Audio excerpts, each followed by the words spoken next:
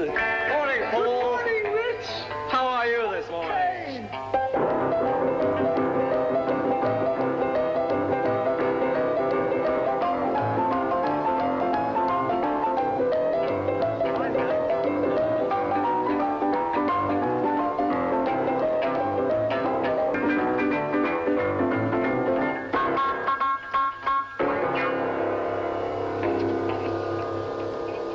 Well, that's me finished. The Beatles started out like most other rock and roll bands, and playing a standard guitars, bass, drums instrumentation. As their touring days wound down, they became a full-time studio band. Their scope of experimentation grew, as did the palette of sounds. Their producer George Martin occasionally added keyboard instruments to augment their sound. He had a classical musical training background and played piano parts in many of the Beatles' songs. Once Martin became their musical producer, they developed a very close friendship, and he was very deeply involved in their songs' creation and running the final results. That is why many consider him the fifth Beatle. John and Paul, and later George, were composing their songs using the guitar without using any other type of notation, and Martin then used the piano to create the partitures. Martin realized he needed to learn some guitar to better interact with the composers, and the Fab Four also acknowledged the advantages of the piano for composing. Hence they made a deal. They will teach guitar to George Martin, and in return he will teach piano to them. In the Beatles anthology, Martin said he had to admit the boys learned much more piano and much faster than he was able to learn to play guitar. George Harrison could play some, but not at performance level. He said he was not a piano player. He could play enough to compose on it though. There are some credits on his albums attributing synths and keyboards to him, and he also played the Moog synthesizer on songs such as Here Comes the Sun, Blue Jay Way, and Hammond organ on While My Guitar Gently Weeps, Only a Norton Song, and Savvy Truffle.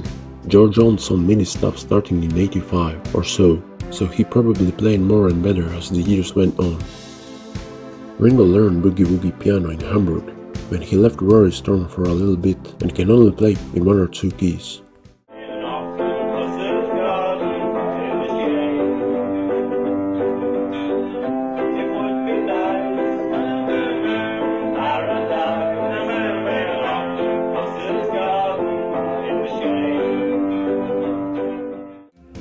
Ringo Starr played tuck piano on Don't Pass Me By, and even played a little bit of piano and Hammond organ on the songs I'm Looking Through You and A Day in the Life. While performing Don't Pass Me By live, he started singing it while playing piano. While Ringo and George could play some keyboards, they weren't as skilled as Paul and John. John's playing was always pretty rudimentary, but marked by his unique sense of time and key signature changes. Lots of surprising chromatic changes and sudden bursts of 2 or 3 beat bars in the middle of the 4/4 song. No one else takes song where he does. John was adequate on the piano and keyboards, but he usually left Martin or Paul to play piano. He played on the organ on some songs and created the piano opening for Obladi Oblada. Yes. He could and did compose on piano for some of his songs, like Imagine, and he was the only one to play the piano live, except Billy Preston doing it on the rooftop concert in 1969. John said for Rolling Stone magazine in the late 60s, "My piano playing is even worse than my guitar. I hardly know what the chords are, so it's good to have a slightly limited palette." What is true is that he became a much better pianist after the Beatles broke up, so it is obvious that he spent more time with the pianist to refine his skills and wanted to show everyone that he was a versatile musician as well. Paul played piano and lead on many Beatles songs, not just the bass, throughout their heyday, and his innovation and musical ability only increased during that time. His musical background got its start a long time ago, in the family home. The McCartney home was a musical place. In the corner of the living room is an upright piano, which Jim would play. He bought it from Harry Epstein at Nem's on Walton Street in the city. Nem stood for North End Music Store, and Harry Epstein was the father of Brian, the Beatles' future manager. Jim McCartney was a former musician, and in the 20s had led his own group, the Jim Mac Band. When Jim recognized that Paul had musical talent, he sent his son to take piano lessons. Paul quickly rebelled against the formality of the sessions, preferring to pick out tunes by himself in the privacy of his own living room. Paul McCartney was definitely the best Beatle on piano, and he still is a very good piano and keyboard player. Let It Be, Hey Jude, Martha My Dear are a few of the many songs that show his skills with a piano. He played piano on pretty much every song that the piano didn't sound classical. Paul seems to compose on whatever instrument he has handy, usually guitar or piano.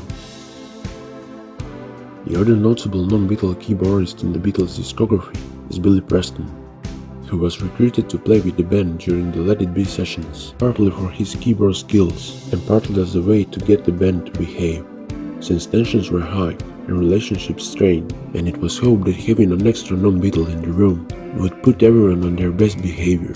Preston played at a famous rooftop concert at Apple's London headquarters, but the Beatles had long since stopped touring by then, so Preston's role in live performances of other songs was moot.